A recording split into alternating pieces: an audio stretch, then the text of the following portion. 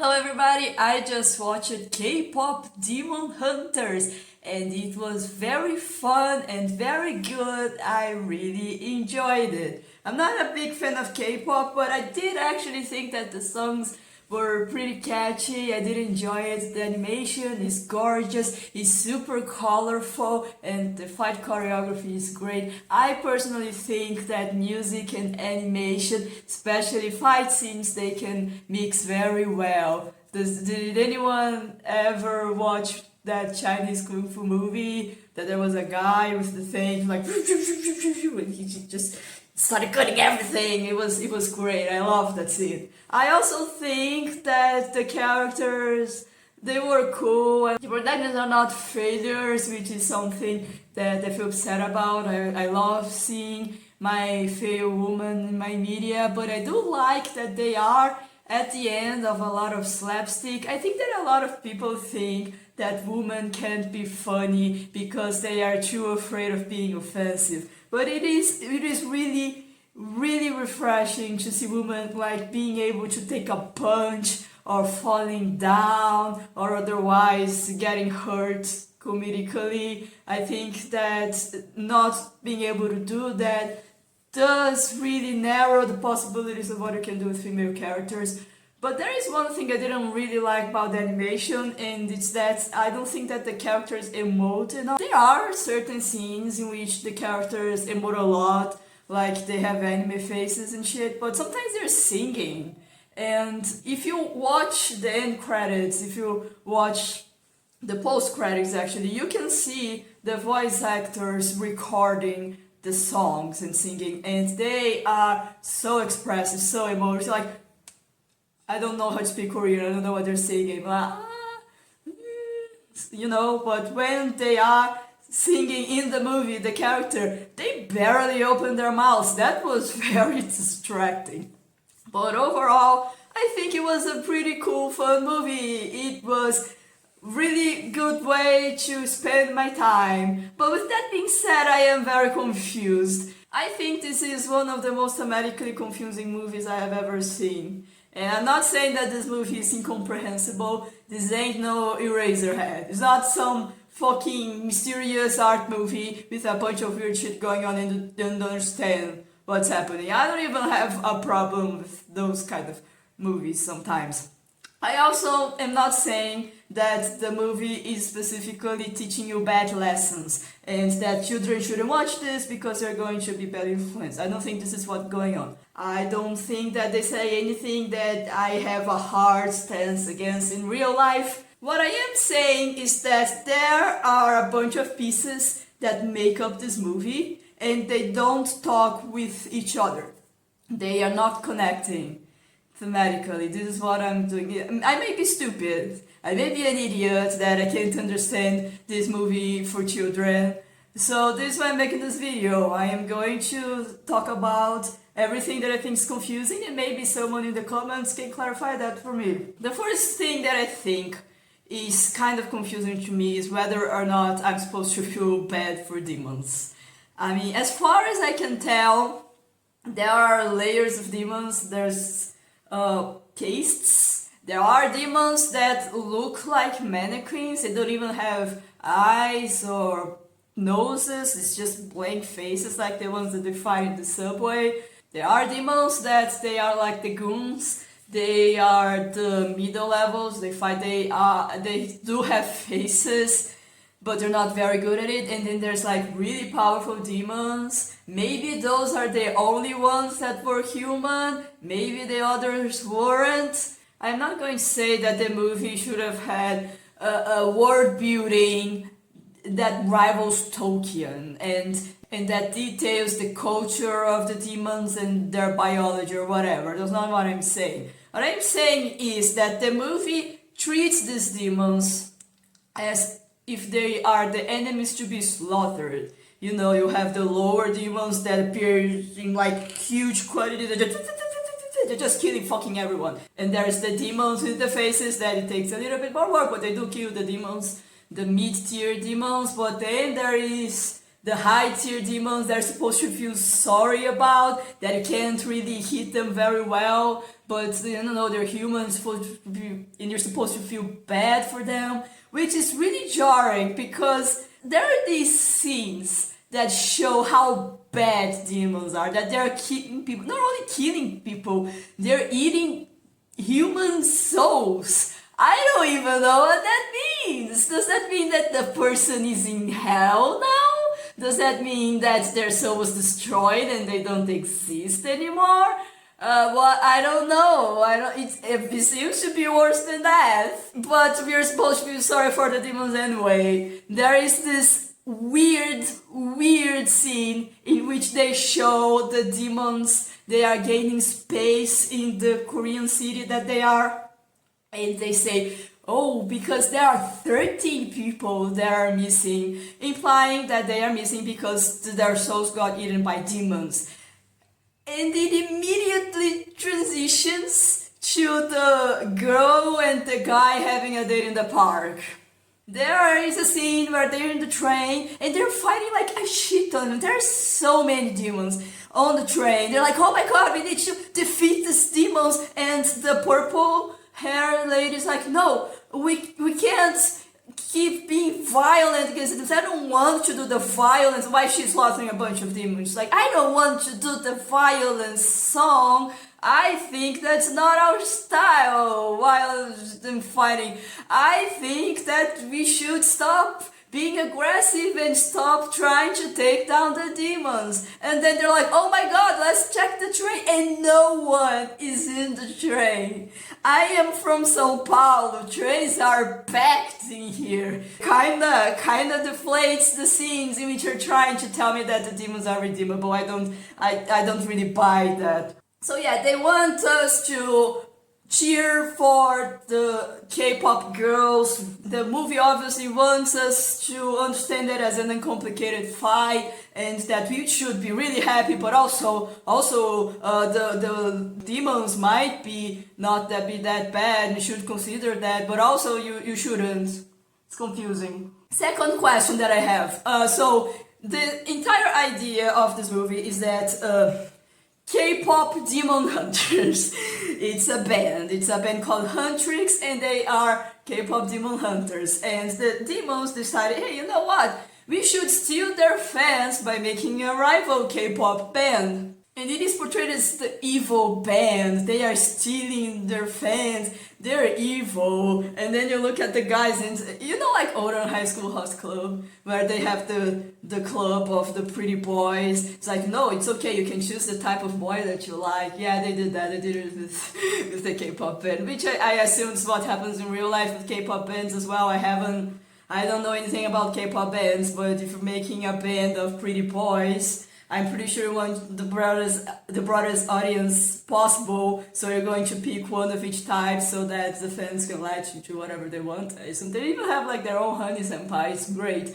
So you have the Oran High School band, and they have each their type of boy, and they are super evil, and you shouldn't listen to them, shouldn't be their fans. But they're doing the exact same thing that Huntrix is doing. They are also just singing K-pop. Their biggest scene is like, I don't know, being a K-pop band.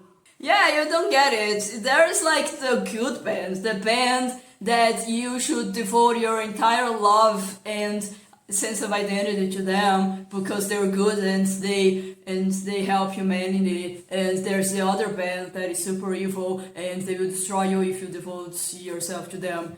There isn't a really good way to determine which is which. Good luck with that. There are a few things that I can imagine that could help this issue. The first one is, I don't know, make the demons like steal people's music. Like have a bunch of indie artists in the street trying to compose their songs, like playing in the streets, trying to earn money, and the demons listen to their songs and they sing it in the stage. It contrasts the creative energy of the Huntrix, especially the one that writes the rap lyrics, didn't get a lot of of space, of spotlight in the movie. It could be a good way to contrast them.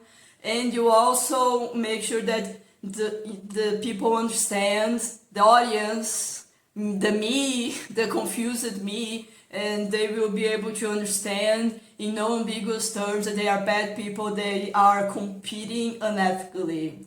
It's a way you could do it. The second way you could do it is, they actually did it. They actually did it in the movie. The last song that the K-pop boy band plays is this really great music that it's about how the people that are watching the show are actually like giving them their souls and giving them their sense of identity, and they are idolizing the idols. It's actually pretty good because it is something that happens with parasocial relationships, especially in the age of the internet. A lot of these celebrities, especially cute celebrities that you want them to love you and you want to love them, they try to act as if they are your friend, that they are in a special relationship with you, and you end up giving this unhealthy amount of love to them.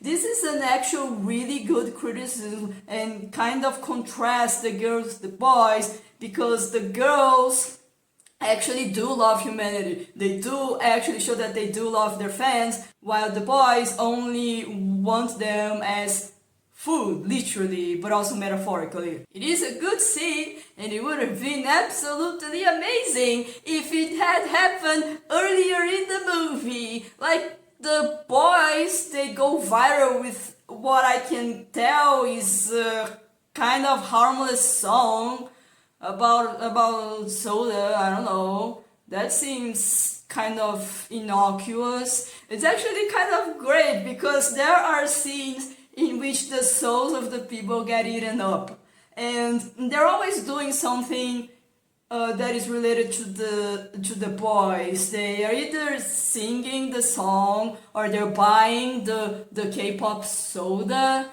but they're just doing normal K-pop shit. Like, the girls also have their own brand of ramen.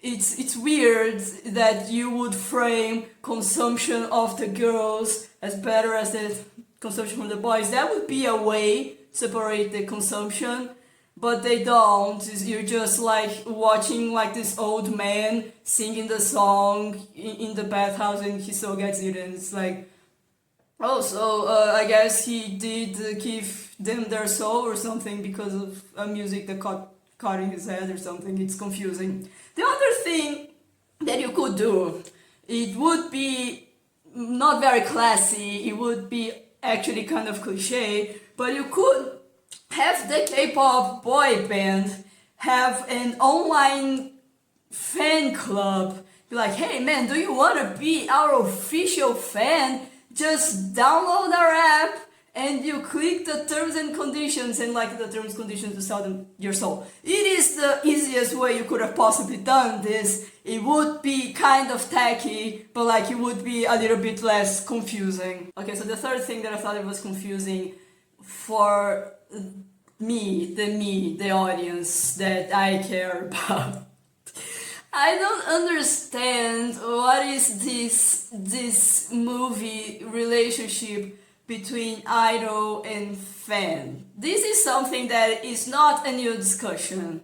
It got really strong in the age of the internet, now that there are fan clubs of artists fighting each other.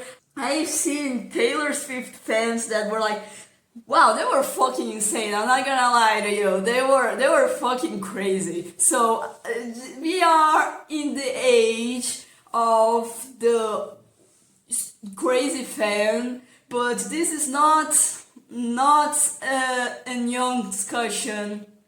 When was Perfect Blue released? It was like in the 90s. It's been 35 years.